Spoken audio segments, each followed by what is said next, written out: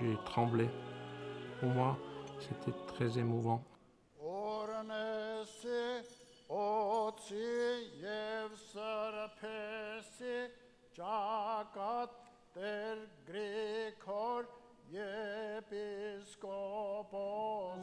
Quand sa sainteté a mis sainte crème sur mon front en disant « Je te consacre avec Grégor », j'ai senti un peu de chaleur, le Saint-Esprit descendait sur moi.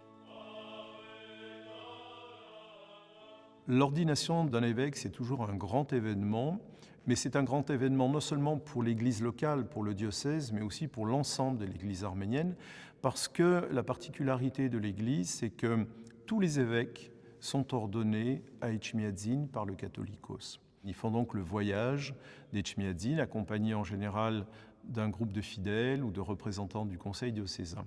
Pendant la cérémonie à Etchmiadzin, pour moi, c'était une grande première parce que je n'avais jamais assisté à ça. Et j'avoue que c'était un moment solennel, très émouvant. L'évêque qui est ordonné à Etchmiadzin est soumis à une espèce d'examen avant son ordination où on s'assure de l'orthodoxie de sa foi, on lui pose des questions, mais c'est tout à fait formel.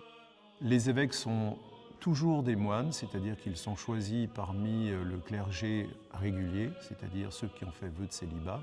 Un évêque, c'est quelqu'un qui a été choisi parmi nous, tout d'abord, qui était notre primat, par exemple. Il a fait le service pendant des années dans les différentes paroisses de France. Lorsqu'il y a une élection diocésaine, il y a un appel à candidature auprès des religieux qui ont la capacité, la fonction et la profession de foi suffisante pour pouvoir se présentent. Il y a une liste qui est issue et cette liste-là est transmise à Etchmiadzin, au Saint-Siège. Et de cette liste-là, on en extrait 3 candidats. La liste des 3 revient sur le diocèse pour l'organisation des élections. Et ce sont des élections qui sont organisées à bulletin secret entre 40 laïcs et 18 religieux, 58 représentants, laïcs et religieux, votant ensemble. On est dans un vrai modèle démocratique. Voilà.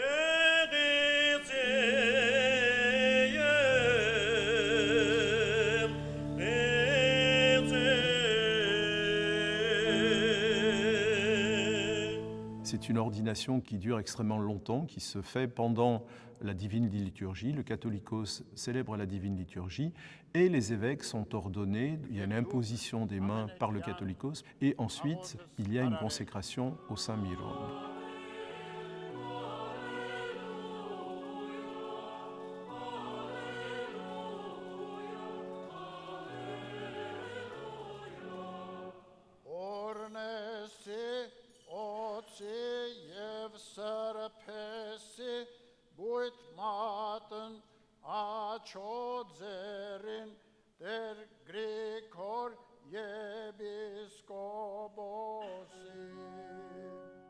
Alors, dans la tradition de l'Église arménienne, il y a plusieurs versions sur l'origine de ce muron. Alors, muron, ça, en arménien, provient du grec, mouron, qui signifie une huile odorante.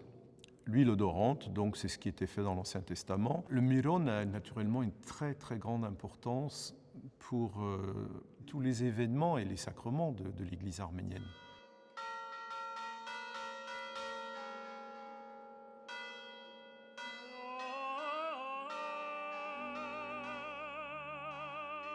lors de la consécration du Saint Myron, tous les 7 ans, il y a une procession très intéressante, très importante et à laquelle les Arméniens sont extrêmement attachés, c'est celle des Saintes Reliques. Depuis la résidence du Catholicos jusqu'à la cathédrale où va avoir lieu la bénédiction du Saint Myron, il y a une très longue procession d'évêques, qui sont des évêques qui sont venus de la diaspora, d'Arménie, et qui portent les principales reliques, parmi lesquelles 3 sont très importantes et doivent absolument figurer dans le rituel de consécration du Saint Myron. Le premier, c'est la Sainte Lance, qui a percé le flanc du Christ et qui est conservé à Etchmiadzin. La deuxième, c'est le bras de Saint Grégoire l'Illuminateur, naturellement. Et la troisième, c'est une relique de la croix qui est conservée dans un très très beau reliquaire.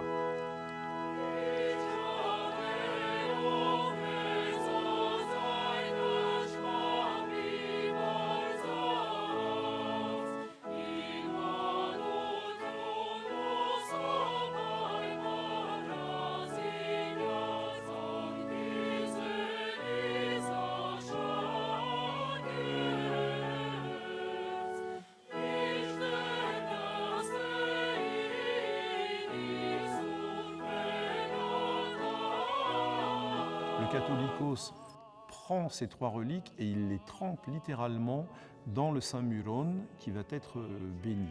Cette bénédiction est canonique et valable que si ces 3 reliques ont été utilisées par le Catholicos.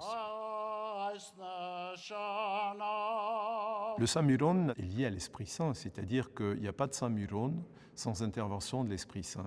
Au moment de cette célébration, le Catholicos invoque l'Esprit Saint et lui demande de descendre sur ce Myron. Ce Saint Myron va devenir le lien qui réunit tous les chrétiens, tous les baptisés, tous les Arméniens à travers le monde. Je n'ai pas de mots pour vous exprimer ce que j'ai senti, mais je peux vous dire qu'il y a 2 ou 3 moments que j'allais pleurer, mais j'ai dit arrête-toi, c'est pas le bon moment, tu vas pleurer chez toi. Comme dans toutes les églises, l'église arménienne, naturellement, identifie ses serviteurs, les singularise par un certain nombre d'éléments qui vont du vêtement jusqu'aux ornements et jusqu'aux vêtements sacerdotaux. L'évêque, lorsqu'il est ordonné, on lui remet à ce moment-là l'homophorion, le yemiporon, qui est le manteau qui symbolise son épiscopat. C'est l'étole du berger en réalité. Après sa consécration, le Catholicos met sur sa tête la tiare donc épiscopale. Alors la tiare épiscopale au départ était comme chez les Byzantins une couronne. Et à partir du XIIe, du XIIIe siècle, au contact avec l'Église latine, avec l'Église de Rome, l'Église arménienne a adopté pour les évêques la mitre très élevée, enfin qui est très proche donc de celle de l'Église catholique. L'évêque reçoit une crosse qui est la crosse épiscopale, qui aussi a été empruntée au latin et qui ressemble tout à fait à la crosse épiscopale de l'Église romaine. Il reçoit une bague qui symbolise sa fonction d'évêque et il reçoit un ornement donc épiscopal, yemiporon, panagia, donc qui porte soit l'image du Christ, soit l'image de la Mère de Dieu. Autre signe distinctif, il est l'évêque. Et en sa cathédrale, c'est-à-dire le siège, on va dire, de son diocèse, eh bien, il a un siège particulier qui est surélevé, qui est situé donc en bas de l'autel, sur lequel ne peut se tenir naturellement que l'évêque. Et dans chaque église arménienne, où que vous soyez, où que vous rendiez, vous allez voir qu'il y a un siège qui est réservé à l'évêque. L'évêque est chez lui à chaque moment, il peut venir en visite pastorale, et son siège symbolise sa présence dans le diocèse. J'ai senti que ça y est, tu vas rentrer dans une période où il n'y a pas vraiment marche arrière. Tu prends sous tes épaules les responsabilités les plus lourdes, il faut supporter.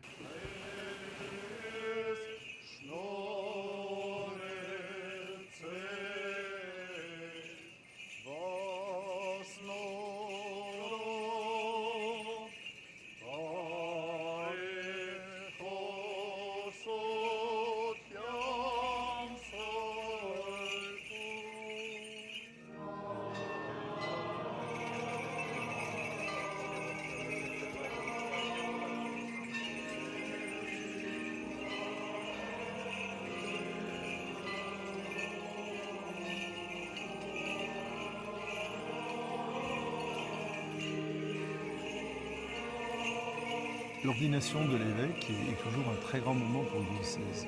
Et son retour l'est aussi. Il est parti prêtre, il revient évêque, il est reçu dans sa cathédrale par la communauté des fidèles. Élément très intéressant, au moment où l'évêque doit consacrer sa première messe, on l'a vu donc très récemment, mais aussi à chaque fois qu'il célèbre la divine liturgie, lorsqu'il a accédé à l'autel, pour bien montrer les caractéristiques de l'évêque, avant de pouvoir commencer à célébrer la divine liturgie, il doit s'agenouiller devant l'autel. On lui enlève sa mitre épiscopale qu'on tient devant lui et on chante un très bel hymne qui s'appelle « Undrial d'Astezzo », « Toi qui as été choisi par Dieu ».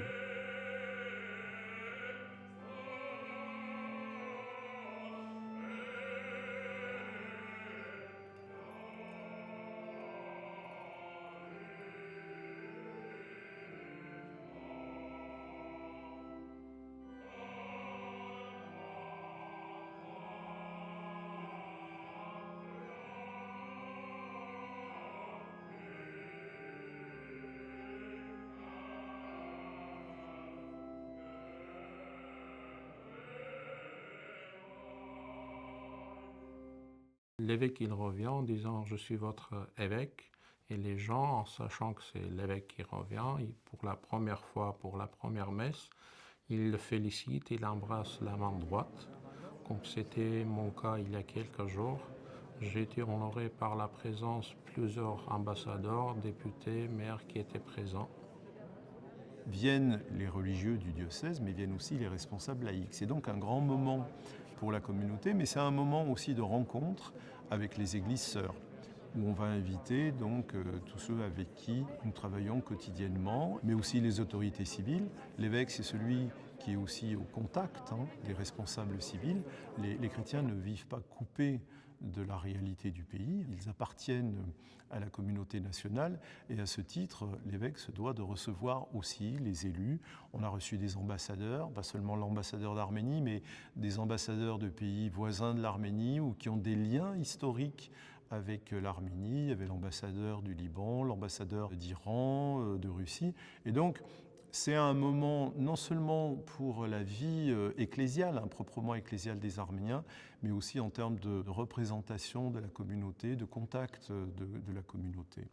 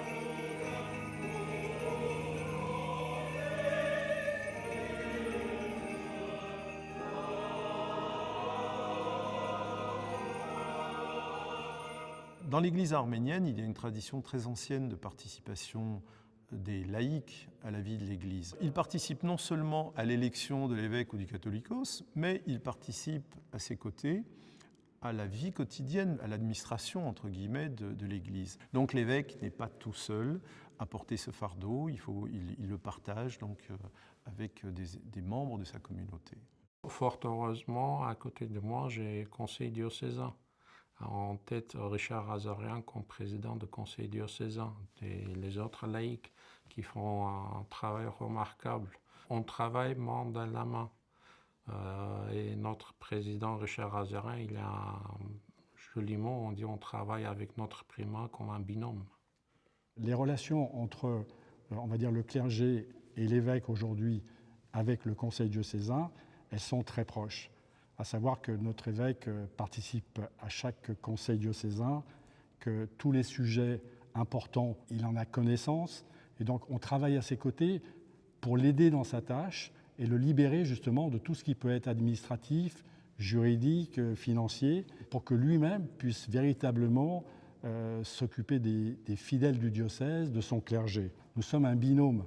La relation entre le primat et moi-même, donc un religieux, un laïc, c'est une relation de respect mutuel.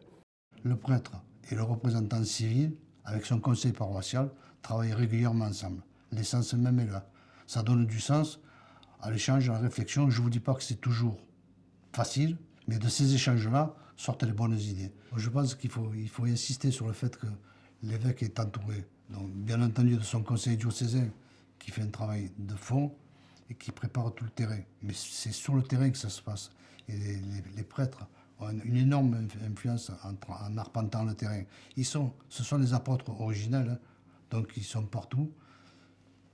Au-delà de leur messe, dans la semaine, bon, ils ont les obsèques, ils ont des rencontres particulières, ils ont des rendez-vous. Ils vont voir leurs oies hospitalisés. Je veux dire qu'il y a un travail fédérateur qui est très, très, très important. Il faut qu'on ait vraiment des liens de confiance. C'est pour ça que notre primat et moi-même, on est constamment en visite dans toute la France, auprès de toutes les paroisses, pour créer ce lien fraternel et cet échange qui doit avoir lieu. Je sais que, par exemple, l'année dernière, je crois qu'il a fait pas loin des 50 000 kilomètres, hein, que ce soit en train ou en avion, pour aller visiter toutes les paroisses du diocèse. Et d'une certaine manière, nous faisons tout, nous, en tant que laïcs, pour le décharger de tout ce qui pourrait l'écarter de sa mission première en tant qu'évêque, puisque, en quelque sorte, il est le représentant du Christ dans notre diocèse.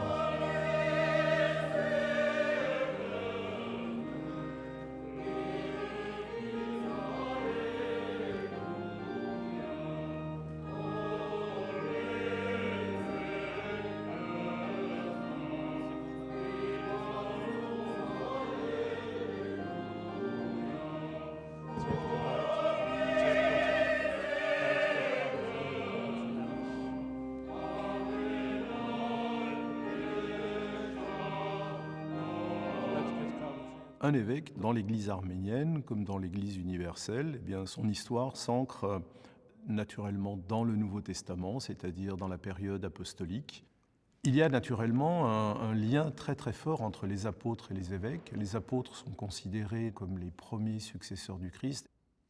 En arménien, le mot qui désigne l'évêque, c'est yébiskopos. Et yébiskopos vient très directement du grec, épiskopos. Donc c'est celui qui est au-dessus des autres et qui veille sur les autres.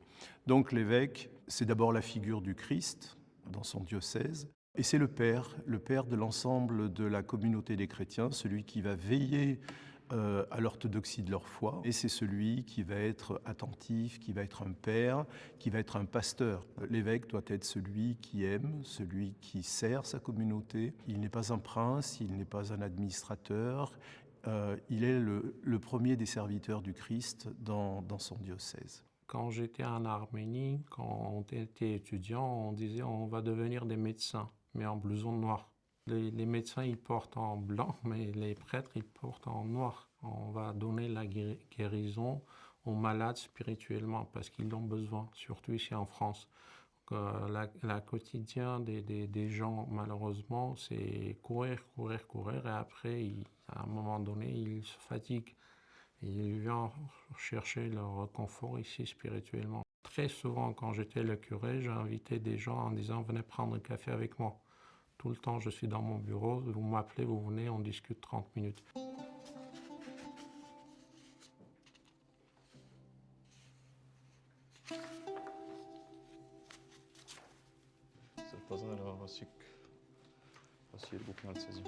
Je prie pour mon peuple dans mes prières personnelles d'abord.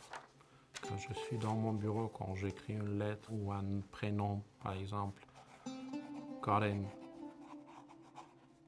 Quand j'écris Karen, je pense à un Karen qui a besoin de prière. Je prie à ce moment précis pour lui. Ou pendant la messe, quand je suis dans l'église, je vois une dame qui a dans la maison quelqu'un qui est malade. Je prie pour la personne aussi. Pendant la messe, on a différentes parties aussi.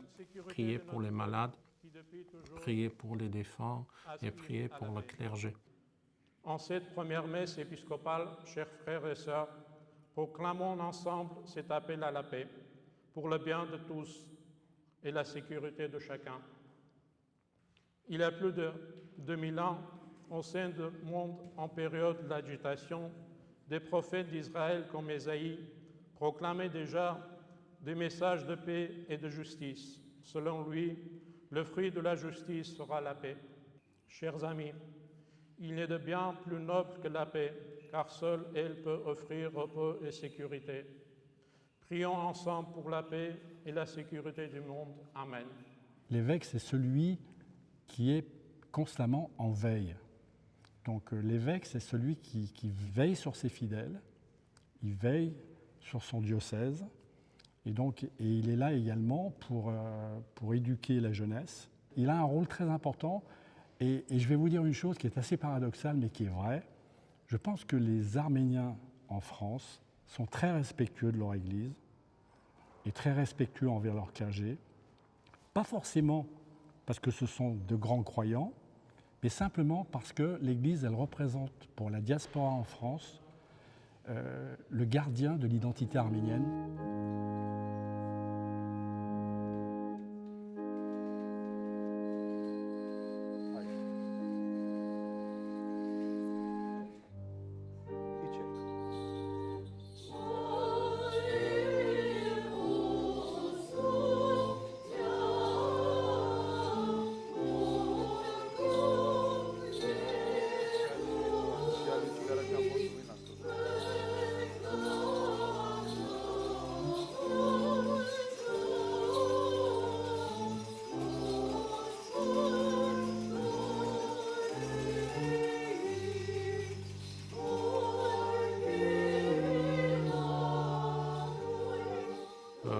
Premier geste épiscopal que j'ai fait, c'était la consécration de grands tableaux de l'autel de l'église d'Issy-les-Moulineaux.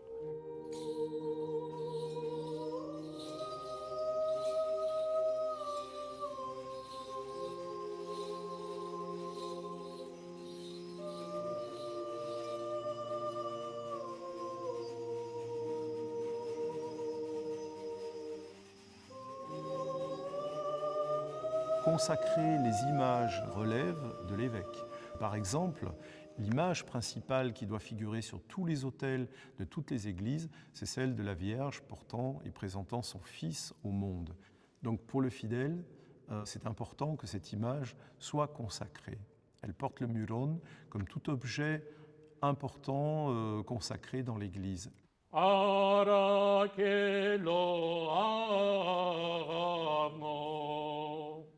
Իջանելով մեծացայն ընչխամի պարծած, իմանություն ուսով պարմազած իդյաստանիզելիս աշակեց, մինչդեռ նստեին իսուր վերնադան, Անյութական աղավնի, օրնեսի, օծի և սրպեսի, պատկերս Աստվածամոր և Հիսուսի Քրիստոսի մանուկին։ այս դշանակ սուրբ հաճիս և սուրբ ավետարանակ և ավորը շնորհիվ անվան,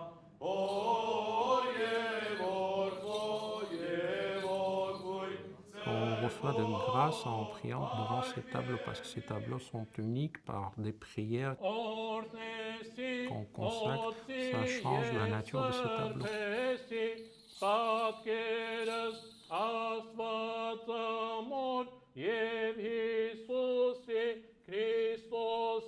C'est une image qui va porter la prière des fidèles. C'est une fête pour la communauté.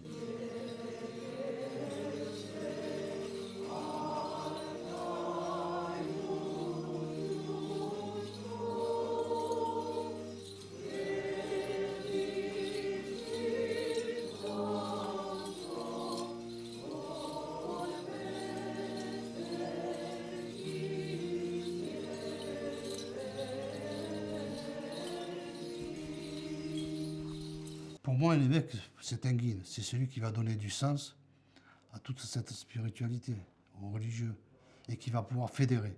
Ce que je recherche avec mon évêque, c'est un lien fraternel et un lien de confiance. Et donc moi, je lui dis tout. Je lui dis tout, et quand j'ai le privilège d'avoir parfois des tête-à-tête, on échange de manière très, très directe, et je pense que ça, il l'apprécie. Notre évêque, il a un côté christique un peu, donc il peut paraître parfois un peu, comment dire ça, austère, mais je peux vous garantir que derrière l'apparence, il y a un homme qui est d'une grande chaleur et aussi d'une grande gentillesse également.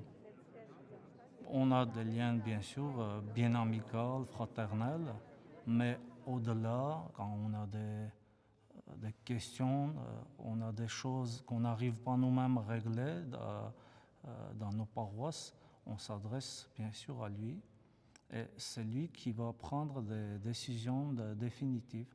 En fait, il est considéré comme gardien des traditions et de la foi.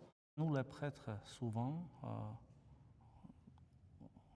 comme les simples fidèles, on a besoin de parler des choses avec quelqu'un qui a plus d'expérience.